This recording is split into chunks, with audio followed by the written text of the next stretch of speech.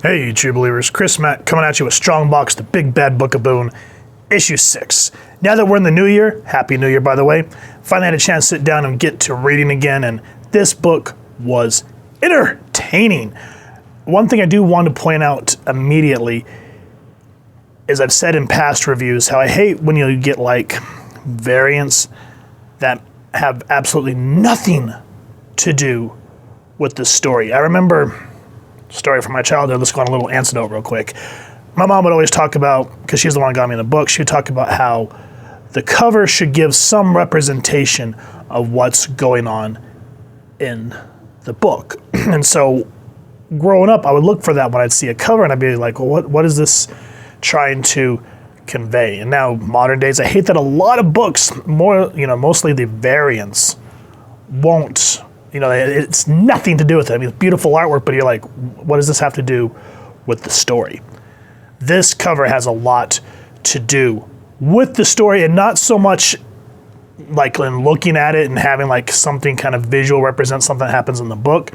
This is more of a symbolic representation of what Frank Boon means. And as we go through the book, I will point it out. I just wanted to give a shout out that I really appreciate that. It's a really excellent cover. I like that Rubik's Cube look, just a very awesome design.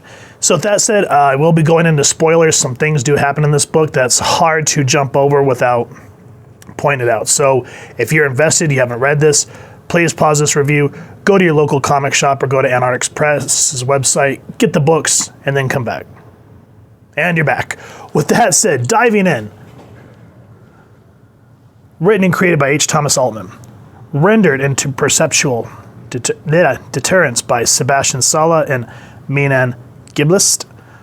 And I love the artwork in this book. Just gives this very nice noir look to it. Like, you think it kind of looks cartoony, but for this story, it works. Works excellent.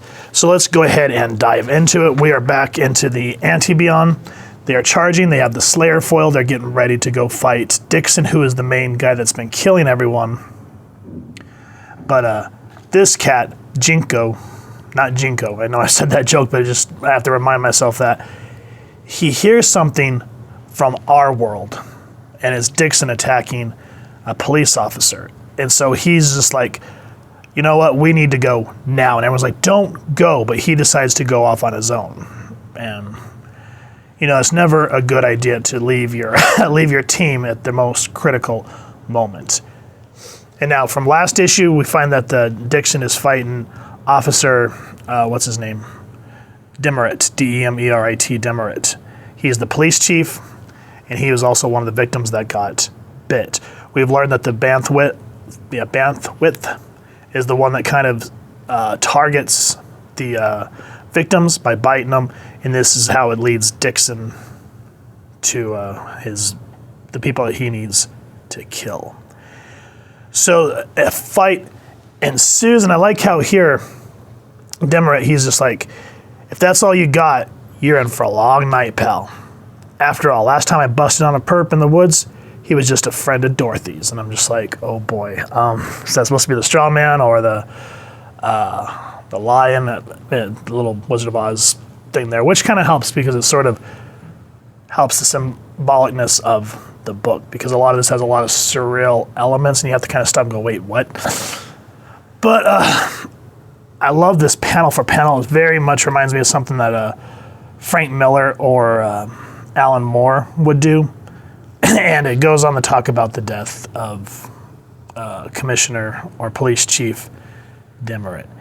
And I don't want to go through all of it, but it's really tragic because he was a really cool character. I wish we could have got to know him more and why he was in love with a blow-up doll. At first, I thought it was the bandwidth kind of screwing with him, kind of like how it did the coroner. But I guess that was just him, and I'd like to know more about that, why he's so crazy. But yeah, he was a decent character, and I was just like, aw. But that reminds me of that South Park episode where they made fun of Game of Thrones and they kill off the security mall boss, and Randy's just like, no, you can't die. Everyone really, really likes you. And that's kind of how I felt about Demerit here. So enters Jinko, and just like how all of a sudden, boom, into our reality, and he's just like, dithead scumbucket, and he just goes to town on Dixon. And here we actually learn that Dixon is not immortal, even though we've seen him jump from incredible heights and not be harmed. Basically, nothing has harmed this cat yet. But here, Jinko says, sooner or later, boy, you will realize that you can no longer pretend to be invincible. Suppose that today I'm going to release you from your worry. Your bitten circle broke, and the more you run, the more coursing through your veins is that question that keep asking, what's it like when I'm spent? So there you're just kind of like, wait a minute. This guy isn't immortal? I thought all these people from the anti-beyond or whatever were supposed to be immortal. So I like that all of a sudden that this villain can be hurt. But something happens. I don't want to give too much of it away because, like I said, I want you guys to read the book.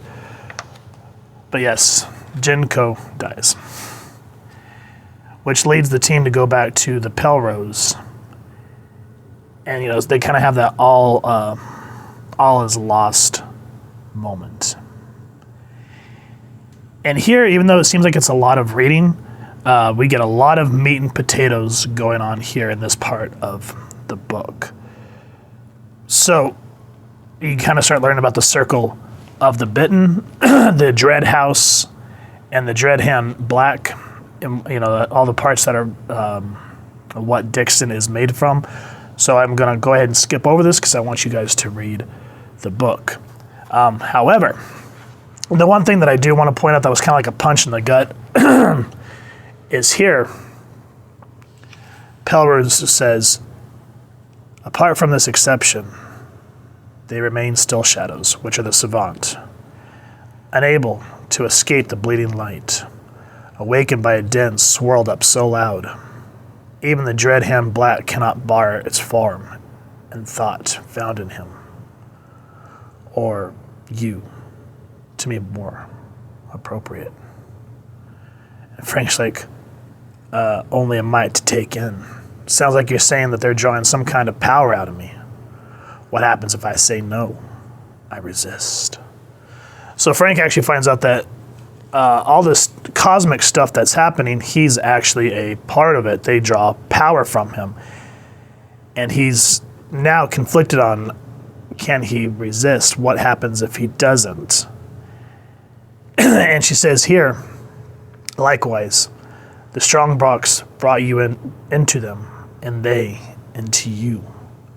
Yes, you are their fantastic exception. A Rubik's Cube solved in 3 impossible moves. The strong box and flesh. So to go back to the cover, I like that the artist actually looked at the script and instead of giving a literal representation of the book, they could have put Dimitri or Jinko fighting Dixon on the cover and it would have made sense. But here I like that they're like, hey, Frank has a bigger part to play in this book. And, Pelwood's liking him to a Rubik's Cube. So I like that symbolic representation on the cover. I thought that was a really nice thing to add. And then we get a very tender, surprisingly, moment with O'Malley and Eli. And I had to stop. I was like, wait a minute. I thought they were at Pelrose's bookshop. But, these are ephemeral? I forget how to say that word. Ethereal? Feel free to make fun of me down in the comments. So, they're able to project to different realms and they perceive things differently. So they're in this place called the Overve, I think is how you pronounce it, Verve.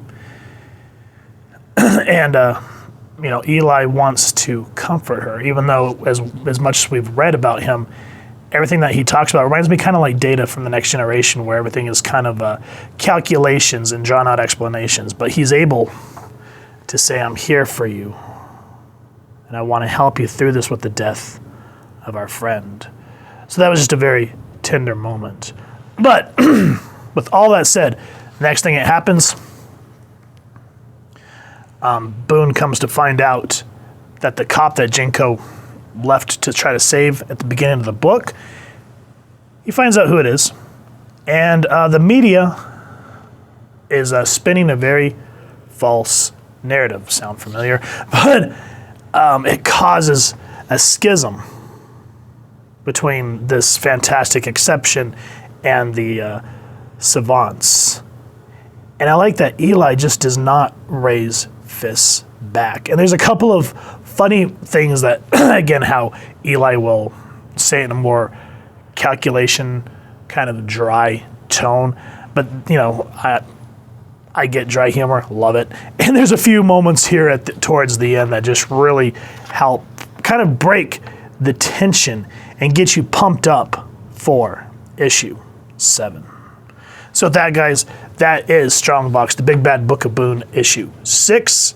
Start to get more in-depth detail of what the characters are. You know, last issue we figured out who the kind of the play that the janitor has.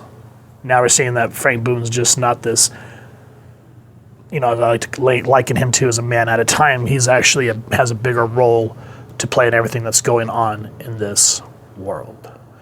So I'm invested 6 issues in. That's what each book should do, is make you want more. And I want more. So issue 7 will be coming soon. Want to give a shout out to Mr. Altman here. He just shipped me a physical copy of issue 7. So I'm excited. Appreciate you, sir. Thank you so much for allowing me to review your books. You and your art team, solid job thus far. And guys, if you've enjoyed this, please first and foremost support your local comic shop and pick up the copies. If they don't have it, I'll make sure to leave a link down in the description where you can buy them on Antarctic Press's website. If you've enjoyed this review, we really would appreciate if you take a moment to like, share, and subscribe. Helps the club channel more than you could possibly know.